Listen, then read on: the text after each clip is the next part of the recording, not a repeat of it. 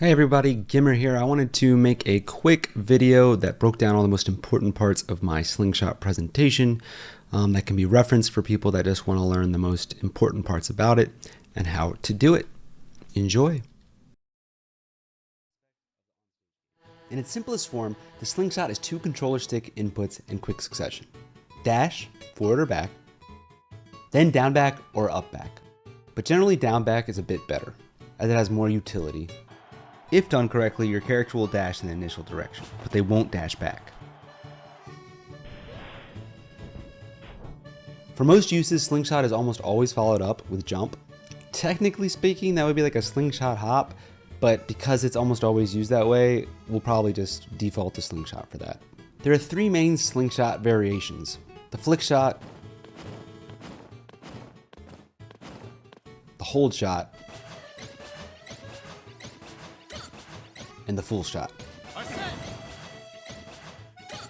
I'm going to explain the Flickshot first and use that as a base to go over a bunch of the different mechanics related to the slingshot, and then go over the other variations and reveal more and more. Okay, this is how you do the Flickshot. For this example, we're going to do a Flickshot that starts with a dash to the left. Dash left, flick your controller to the bottom right, press jump. If done correctly, you'll instantly be facing right, but you'll fly left at max airspeed. And you stay at max airspeed for a bit. And when I say flick, I mean flick, so it goes back to neutral.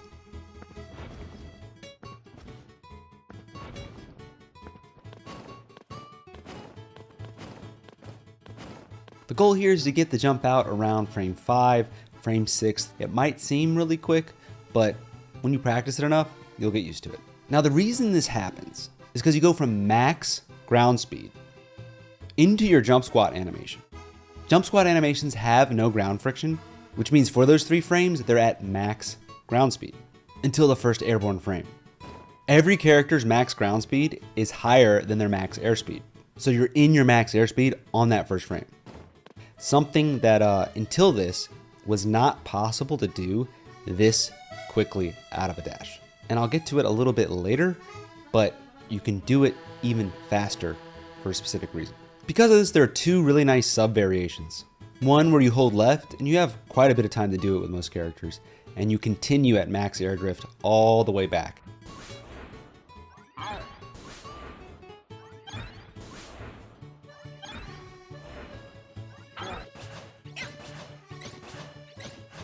And the second one, which doesn't work great on all characters, you drift back.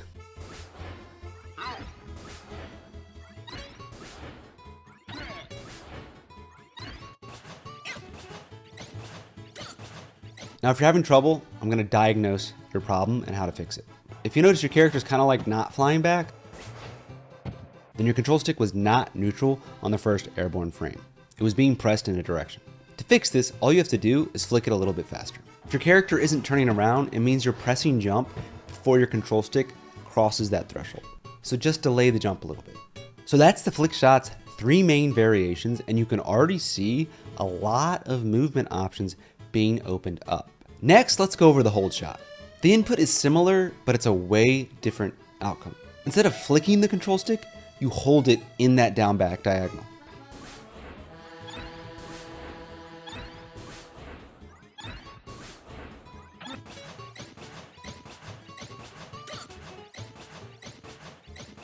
Just like the Flickshot, you'll go from max ground speed to max airspeed. The difference is, on that very first airborne frame, you'll also be pushing back in the opposite direction with decently high air acceleration. Getting that drift input on the first airborne frame actually makes a big difference, since you're bursting in one direction and on the first frame also immediately pushing back.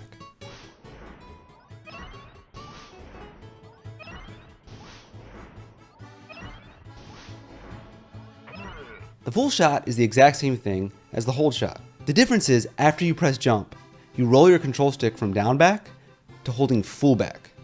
So on your first airborne frame, your max ground speed is competing with your max initial air acceleration, so it gives more of a boost than the Holdshot.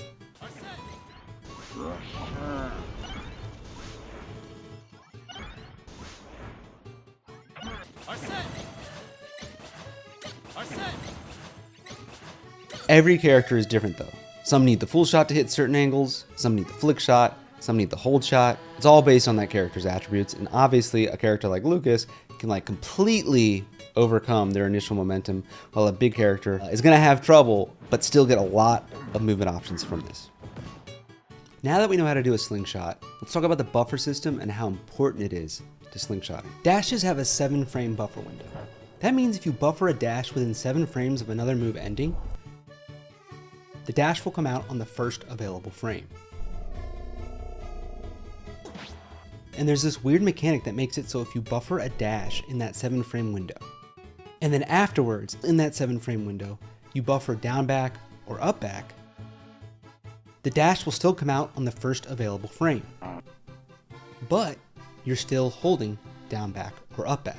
This means you have 7 frames to buffer a slingshot, and all you have to do is time the jump right after the previous animation's over.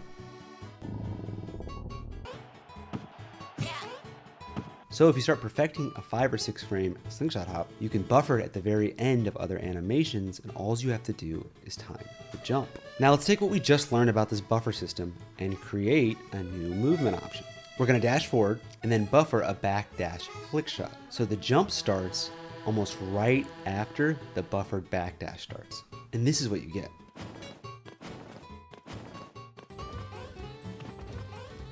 Okay, now let's talk about special moves. This is actually really, really cool. You're able to very easily run back, instantly turn around, and do a buffered special move. So you got flick shot, you got hold shot, and you got full shot. With the flick shot, you get your neutral B.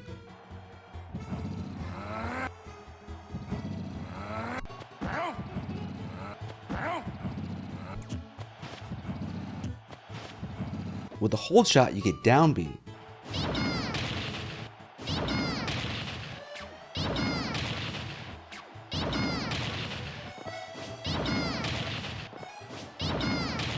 And with a full shot, you get side B.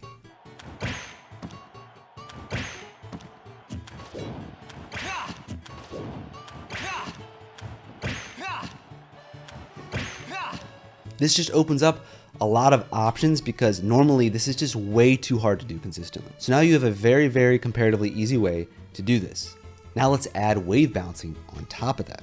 It just adds like this really dynamic piece of movement gameplay with your special moves that it just was way too hard to do before.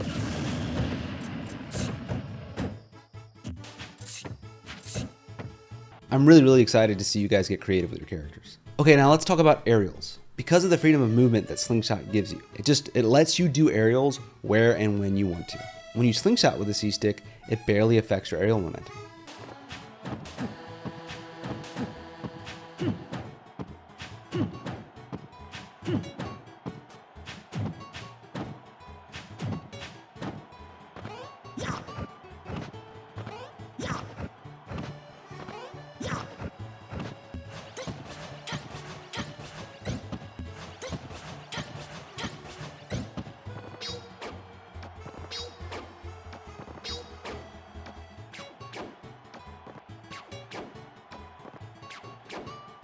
One thing I wanted to briefly touch on is hurtbox shifting. For many characters, the slingshot shifts their hurtbox back better than backdashes. In this clip, Sheik back airs shield, tries to dash away, and gets shield grabbed. In this next clip, she does the slingshot instead and gets away. And with characters like Mewtwo, whose tail is always getting in the way, slingshotting instantly puts his tail behind him, which gives Mewtwo so many more options now because he doesn't have to deal with running away and getting clipped. Okay, now let's talk about shield pressure. This is like one of the greatest things about the slingshot.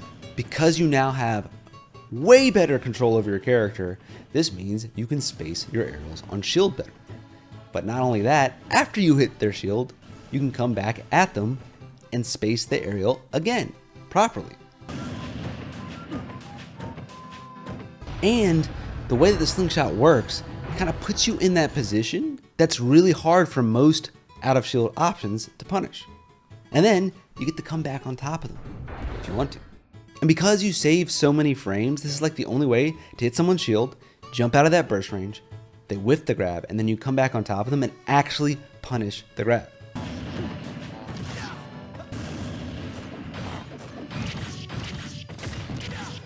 And because of this, it allows you to hit certain things that are generally just like harder to hit. Like look at this clip of Pikachu punishing multiple out of shield options with Slingshot Fair.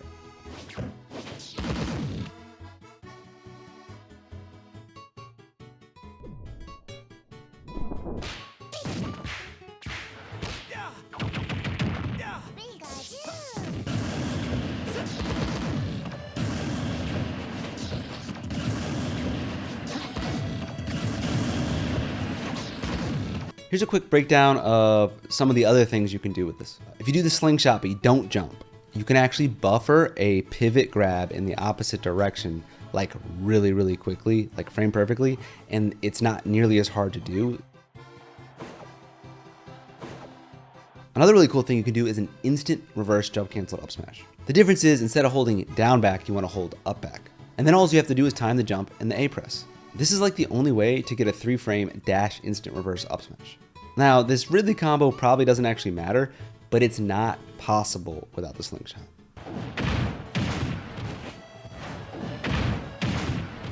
The slingshot allows Peach to dash, turn around float, and back air with ease. The Flickshot also allows you to do instant dash forward reverse Z drop items. All you have to do is Flickshot and then time the jump and Z press macro.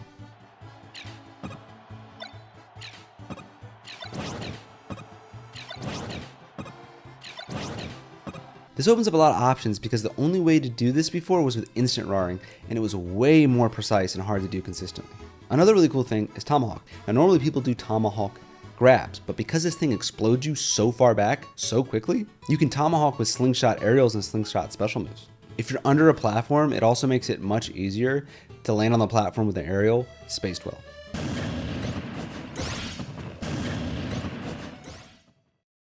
All right, there it is. Thank you for watching. If anyone asks you how to do the slingshot and stuff, go ahead and just share them this video.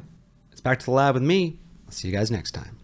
Oh, back to the lab again. Oh no, back to the lab again. We messed up. Back to the lab again. Not again. Back to the lab again. Oh, back to the lab again. Oh no, back to the lab again. We messed up. Back to the lab again.